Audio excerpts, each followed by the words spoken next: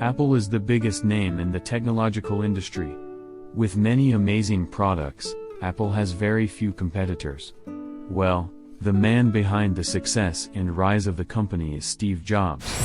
He is regarded as one of the greatest entrepreneurs of all time and is an inspiration for many. Under his leadership, the company started to produce revolutionary technologies. Some of the most famous products are the iPhone and iPad.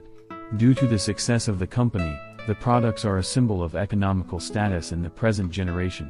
Now the question arises, who is Steve Jobs and how did he make Apple the brand it is known for today?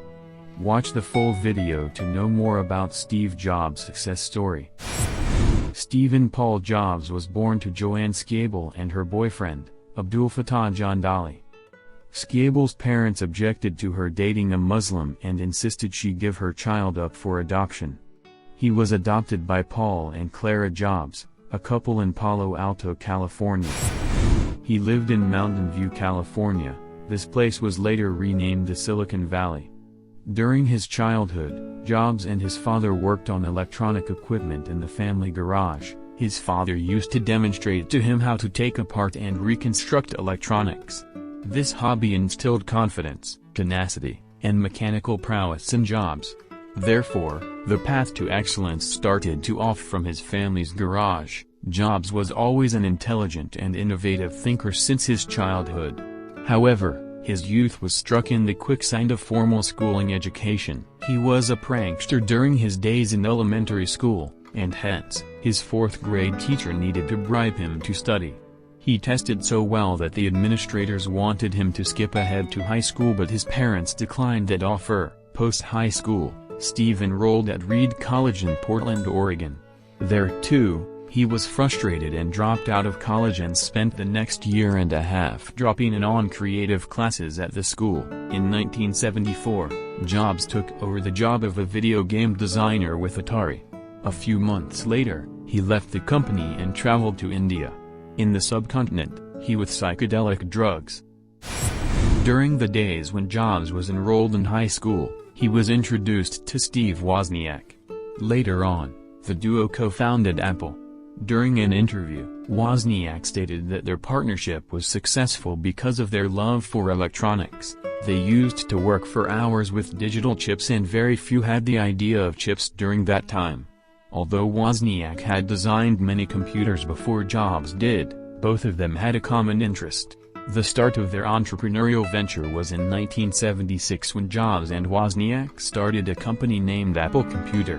The first headquarters of the company was at Jobs' family garage. Later on, the duo is credited with revolutionizing the computer industry with their company by democratizing the technology and making machines smaller, cheaper, and more accessible to everyday customers. Wozniak had conceived of a series of user-friendly personal computers, and with Jobs in charge of the marketing sector of the company, they marketed the computer for $666 each. The Apple I earned the venture around $774,000.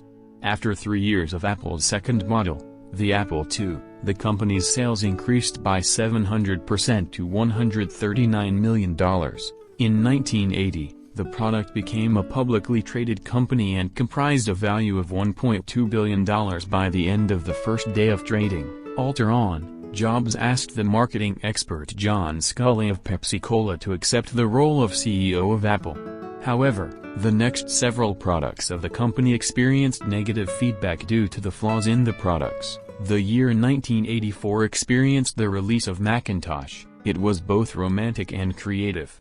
However, despite positive sales and performance superior to IBM's PCs, the product was still not compatible with IBM. Hence, IBM surpassed Apple in sales and Apple had to compete with a PC-dominated world by IBM. Later on, Jobs was pushed into a marginalized position in the company and left the company in 1985.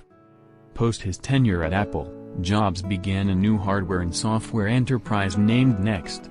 The brand floundered in its attempt to sell its operating system to the public, and later on, was taken over by Apple in 1996 for $429 million. In 1997, Jobs returned to Apple and came back with a new management team. The team under Steve altered stock options and self-imposed an annual salary of $1 per year. Under Jobs, the company came back on track and his products like iMac gained positive reviews from the customers. In the upcoming years, Apple introduced many more revolutionary products like MacBook Air, iPod, and iPhone. The competitors struggled to produce similar technologies, and this became the reason for the success of Apple and Steve Jobs. Later on, Apple became the face of technology.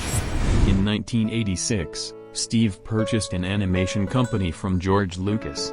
This brand was called Pixar Animation Studios. Jobs had invested $50 million of his own money into the company. The studio became popular in the industry by producing many iconic movies like Toy Story, Finding Nemo, and The Incredibles. Pixar's movies earned the company a whopping $4 billion. In 2006, it merged with Disney, and in this case, Jobs was the largest shareholder of the acquisition. Steve Jobs is regarded as a marketing genius by many, as he made Apple products a status symbol for the next generation. Due to his strong personality and intelligence, Steve Jobs will be remembered as the most iconic entrepreneur ever.